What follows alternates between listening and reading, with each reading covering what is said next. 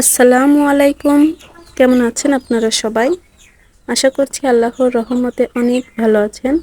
আমিও আলহামদুলিল্লাহ বেশ ভালো আছি।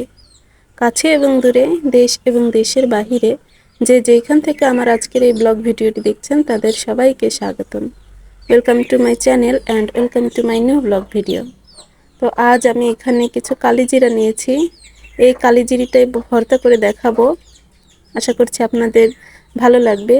তো ভিডিওটি যদি আপনাদের একটু ভালো লেগে থাকে তাহলে প্লিজ একটা লাইক দিয়ে দিবেন, কারণ আপনাদের একটা লাইক আমাদের অনেক উৎসাহিত করে পরবর্তী ভিডিওটি দেওয়ার জন্য। তো এই কালিজিরা ভর্তাটি আসলে আগে আমি খেতাম না, কিন্তু এভাবে একবার খেয়েছিলাম, যেটা আমার যা শিখিয়েছিলেন। তো ওনার এইভাবে আসলে উনি যেভাবে কালিজিরাটা ভর্তা আমাকে শিখিয়েছিলেন সেইভাবে ভর্তা করার পর কালিজিরার টেস্ট আসলে বদলে যায়। এমনভাবে যে কালিজিরা ভর্তা হয় আমি কিন্তু আগেও জানতাম না। বিয়ের আগে কখনোই এই কালিজিরা ভর্তাটা খাইনি, কিন্তু বিয়ের পর আসলে শেখার পর আর কি আমার কালিজিরা ভর্তাটা আর কি খাই। এটা খেতেও খুব ভালো লাগে। তো দেখুন আমি এখানে মরিচ, পেঁয়াজ আর রসুনের কোয়া কয়েকটা সুন্দর করে ভেজে নিচ্ছি। আর এর মধ্যে কালিজিরাটা দিয়ে দিলাম। তো কালিজিরাটাও বেশ কিছুক্ষণ ভেজে নিতে হবে। আসলে এটা ঠিক অ্যাকচুয়ালি কতক্ষণ ভাজবেন সেটা আপনার স্মেলের উপরে নির্ভর করে, কারণ আপনি এটা নিজে থেকে বুঝতে পারবেন কিনা, কারণ কালিজিরার যে একটা ফ্লেভার আছে তো সেটাই আর কি ভাজার সময় খুব সুন্দর একটা সুগন্ধি ছড়ায়। তো এটা আসলে এক একজনের কাছে এক এক রকম লাগতে পারে। তো তারপরেও মোটামুটি মিডিয়াম আছে আমি 2-3 মিনিটের মতো নেড়ে চেড়ে ভেজেছিলাম, কারণ এখন খুবই নাড়াচাড়া করতে হয়, তা না হলে এক সাইডে পুড়ে যায়। তো যার কারণে এমনিতেই তিতা ভাব, আরও তিতা লাগবে। তো এবার এগুলোকে উঠিয়ে নিয়েছিলাম। তো ভিডিওটির এই পর্যন্ত যারা দেখেছেন তারা প্লিজ একটা লাইক দিয়ে দেখবেন। কারা দেখেছেন আমি জানি না, আর যারা অলরেডি কাজটি করে রেখেছেন তাদেরকে অসংখ্য ধন্যবাদ। তো শুধু আজকে কালিজিরা ভর্তায় দেখাবো না, আমি এখানে একটু বাদাম ভর্তা করেও দেখাবো। তো কালিজিরা ভর্তার আগে কিন্তু আমি পেঁয়াজ, মরিচ এবং রসুন একটুখানি হালকা হালকা ভেজে উঠিয়ে নিয়েছিলাম, তারপর কালিজিরাটা ভেজেছিলাম। তো সেটাই আগে বেটে নিচ্ছি অল্প একটু লবণ দিয়ে। আসলে এইভাবে কিন্তু কাঁচা লঙ্কা বা শুকনো লঙ্কাও ভর্তা খুবই ভালো লাগে, বেশি করে রসুন পেঁয়াজ দিলে। আর এখানে তো আমি বাদাম ভর্তা করব, তাহলে বোঝেন এটার স্বাদ আরও কতটা হবে। তো গত রাতে আমি একটুখানি বাদামের কোয়া আর কি ছাড়িয়ে নিয়েছিলাম, খোসা ছাড়িয়ে রেখেছিলাম যাতে এটা আজকে খুবই দ্রুত হয়ে যায়। তো দু একটার খোসা আর কি রয়ে গেছে, সেগুলোই আগে পরিষ্কার করে নিচ্ছি। তারপর ভাবলাম এবার বাটা শুরু করি। তো এই ভর্তাটা কিন্তু আপনার ব্লেন্ডারে করলে এমন টেস্ট পাবেন না যতটা আর কি শিলপাটায় বেটে এর টেস্ট হয়। তো এই বাদামগুলো যখন আমি বেটে ভর্তা করছিলাম তখন কিন্তু আমার ভাইয়ের কথা মনে পড়ছিল, কারণ আমার ভাইয়া এই বাদাম ভর্তাটা অনেক পছন্দ করে। মা যখন ছোটবেলায় এই ভর্তাটা করতো তখন আমরা দুই ভাই বোন দুই পাশে বসে থেকে এই ভর্তাটা খাওয়া শুরু করতাম। মা এক সাইড দিয়ে বাটা শুরু করতো আর অন্য সাইড দিয়ে আমি খেতে শুরু করতাম। তো এটা দুইবার বেটে নিলেই খুব সুন্দর পলিশ হয়ে যায়। আর এটা বাটার সময় দেখবেন খেয়াল করে পাটা আর শিল আটকে আটকে ধরে। তো যার জন্য কিছু মনে না করে এটা সুন্দর করে ব্লেন্ড করে বেটে নিতে পারেন।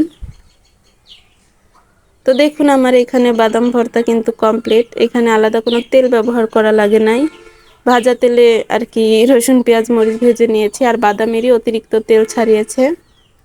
আর ভর্তাটা কিন্তু দেখেই খেতে ইচ্ছা করছে।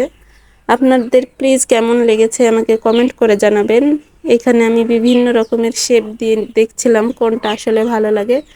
তো অ্যাটলিস্ট এই শেপটাই দিয়ে দিলাম, কারণ এটা আমার খুবই ভালো লাগছিল। খুবই লোভনীয় হয়েছিল আসলে বাদাম ভর্তাটা।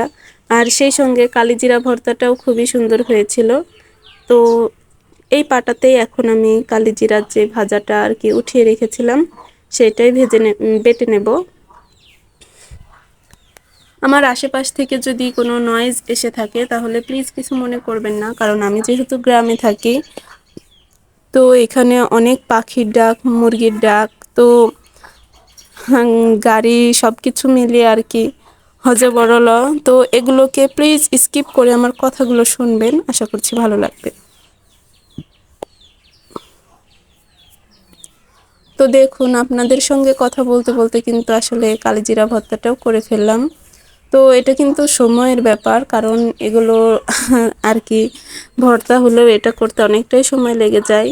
আর শিলপাটায় যেহেতু বেটেছি, দুইটা ভর্তা করে, দুইটা ভর্তাই পাটাতে বেটে, তো এটাতে কিন্তু সময়ই লেগেছে। তো দেখুন, যখন আমি ভিডিও করি তখন আসলে অনেক কিছুই ভুলে যাই। এটাতে লবণ দেব একদমই খেয়াল নেই, তো পরবর্তীতে দিয়ে দিলাম, এটা মিক্স হয়ে যাবে।